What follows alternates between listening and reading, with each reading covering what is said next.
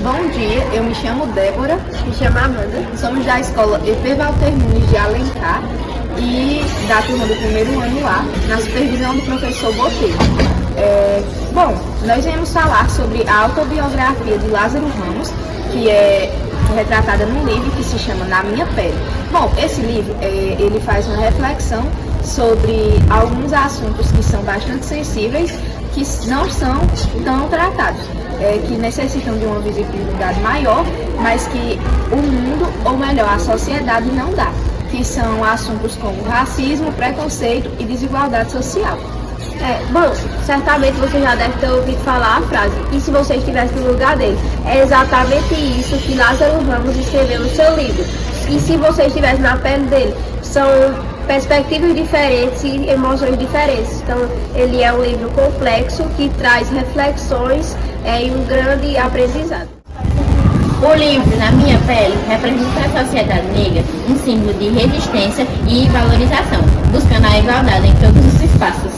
Recomendo vocês lerem o livro Na Minha Pele, de Lázaro Ramos, pois é uma história muito impactante e simples e nos faz refletir sobre o racismo na sociedade. Na Minha Pele. A Saga do Camarão. Este livro começou em 12 de outubro de 2007. Eu havia passado o dia anterior preso no aeroporto de Salvador por conta do apagão aéreo que assolava o país e estava com a mochila cheia de camarão seco, farinha, azeite de dendê e peixe frito que minha tia Helenita, que nós chamamos de Dindinha, insistiu para que eu levasse. Tinha medo de que tudo aquilo se estragasse e o cheiro começasse a se espalhar pelo avião. Aterrissei no Rio com minhas iguarias intactas e segui direto para a reunião com a editora, que deveria ter acontecido na véspera, mas havia ficado para o fim daquela tarde daquele sábado. Comprei gelo na saída do aeroporto, que enfiei dentro de um saco junto com um camarão para ver se mantinha tudo fresco, e encaminhei para lá. Eu já tinha uma proposta na cabeça, ou melhor, várias. Um livro baseado em uma peça que escrevi, um livro a partir de um texto que, além do nome A Velha Sentada, só tinha 8 páginas escritas. Um livro com as entrevistas colhidas ao longo de 3 anos no programa Espelho, que eu dirijo e até hoje apresento no Canal Brasil. Foi aí que começou a aventura. Todas as minhas ideias foram rejeitadas e veio a provocação final. Por que não falar da sua experiência como ator negro? As 2 perguntas que mais fazem a um ator negro, além das básicas: esse personagem é um presente para você? E você prefere fazer teatro, cinema ou TV? São, sendo um ator negro, o que acha dessa coisa toda de racismo? Como é fazer um médico, arquiteto, surfista, rock santeiro, boêmio da Lapa, padre, gay, ou seja lá quem for negro? Quando ouço essa última, sempre me dá vontade de responder bem esluxo, do tipo: não sei, pois fiz um médico, arquiteto, surfista, rock santeiro, boêmio da Lapa, padre, gay, ou seja lá quem for verde. Às vezes, e sei que você que me lê agora também faz isso, no meio de uma conversa viajo para um universo paralelo. Me lembro ou imagino coisas. Nesse momento, o universo paralelo se abriu ou imagino coisas. E me lembrei de um papo que tive com Wagner, o Moura, depois que nos mudamos para o Salvador, para o Rio. Ai meu Deus, tá começando a cheirar forte o camarão, em que ele, no meio entristecido, disse que estava cansado, pois só era chamado para fazer papéis de bandido ou nordestino. E eu, brother, que só sou chamado para fazer negro. Você, pelo menos, ainda tem 2 opções. Brinquei. Aterrissei de volta para a sala de reunião e fiz logo uma piada, daquelas com fundo de verdade. Só se o livro se chamar é a última vez que falo sobre isso. Talvez eu tenha conseguido fazer a piada, porque àquela altura eu já não estava me sentindo satisfeito com o fato de na televisão um programa como o Espelho, em liberdade total e sem um filtro de ninguém e no nome como este. Falar sobre questões raciais do livro está fora de computação.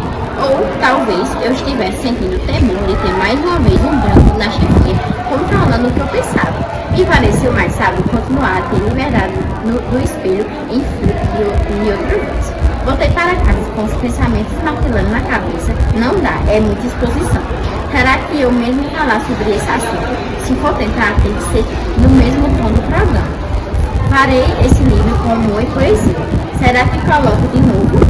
Só no dia seguinte percebi que no caminho de volta tinha esquecido minhas coisas da Bahia, em algum lugar. Tomara que quem achou pelo menos tenha gostado de farinha e do peixe da Bininha. Depois de ouvir Deus e o Mundo, voltei à editora. Dessa vez me pediram que contasse mais sobre a ilha de onde vinha minha família. Tinha pensado melhor, talvez em primeiro livro, se eu tivesse falado de mim. Quase me levantei da cadeira como um touro preparado para dar uma chamada. Biográfica, nem pensar.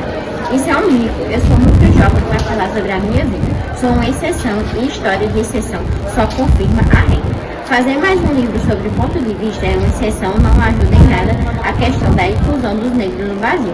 Meu Deus, como fazer um relato quase autobiográfico sem tornar o texto em uma apologia a mim, mesmo aos meus pares um pouco mais bem-sucedidos. Só muito tempo depois surgiram os primeiros esboços desse livro. Afinal, por que não? Nos anos que seguiram, realizei uma verdadeira viagem no processo de escrita. Todos os meus convidados do espelho, sem exceção, me ajudaram com informações, histórias e me deram a real dimensão da minha ignorância e falta de vivência sobre vários assuntos. Me identifiquei, sem me comparar, é claro, com passagens da biografia de Luiz Gama, o advogado também negro e baiano, e perturbei todo mundo dizendo para lerem um romance, Um Defeito de Cor, da Ana Maria Gonçalves. Me emocionei ao escutar as histórias dos meus parentes mais velhos. Dei muitas risadas ao relembrar as aventuras com meus companheiros de teatro e os amigos da infância do bairro do Garcia. O Espelho foi o grande marco. Surgiu no ano de 1997. Espetáculo criado e encenado pelo Bando de Teatro Odumum, grupo do qual estreei aos 16 anos em Salvador. O programa estreou na TV quando já fazia 5 anos que eu estava longe do bando, morando no Rio. Ou seja, teve início num período em que eu já não estava mais tão próximo dos meus pais, aqueles que compartilhavam comigo uma determinada visão sobre alguns aspectos da questão racial do Brasil. Ter passado a conviver com pessoas que não refletiam sobre o racismo no seu dia a dia me fez buscar argumentos para inserir esse tema nas conversas. Queria que eles percebessem o quanto para mim era tão claro.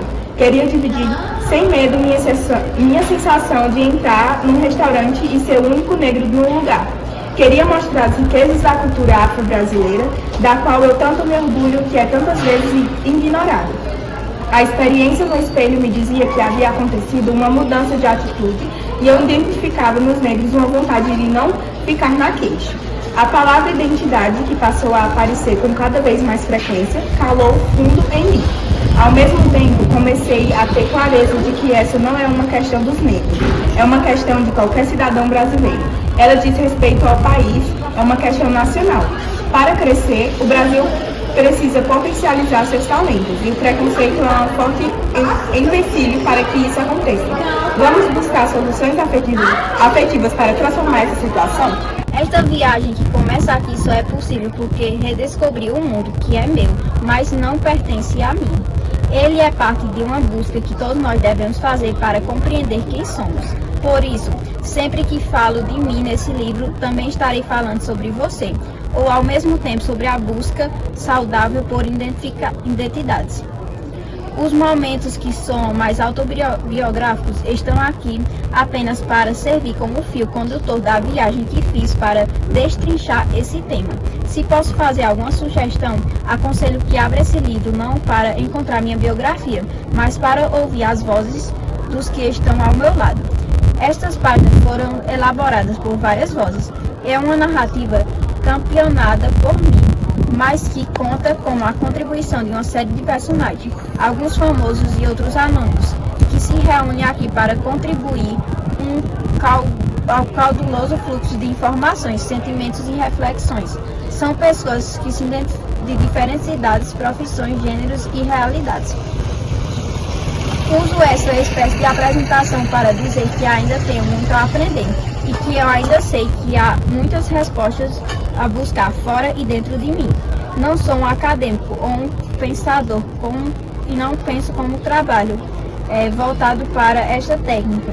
e nunca precisei expor aqui um estudo, mesmo que informal, sobre as questões raciais do Brasil. Sei que encontrei em você uma companhia que escolheu este livro numa livraria ou ganhou de presente de um amigo que não teve tempo para procurar outra coisa, ou que sabe que você encontrou num canto e começou a folheá-lo por acaso. Quem é você? Provavelmente nunca saberei, mas o importante é que o milagre aconteceu e agora estamos juntos, vestindo a mesma pele, esta pele que viaja conosco e que nos abastece.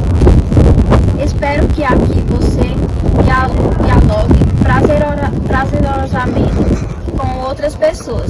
Com elas, além de ter aprendido muitas coisas, organizei ideias, pontos de vista e perspectivas a respeito de como somos afetados individual e coletivamente por simples gestos. A minha postura, este livro, é uma forma de identidade e consciência sobre esse tema, mas que no fundo é só um artifício para falarmos de todos nós. Por enquanto é isso. Boa viagem.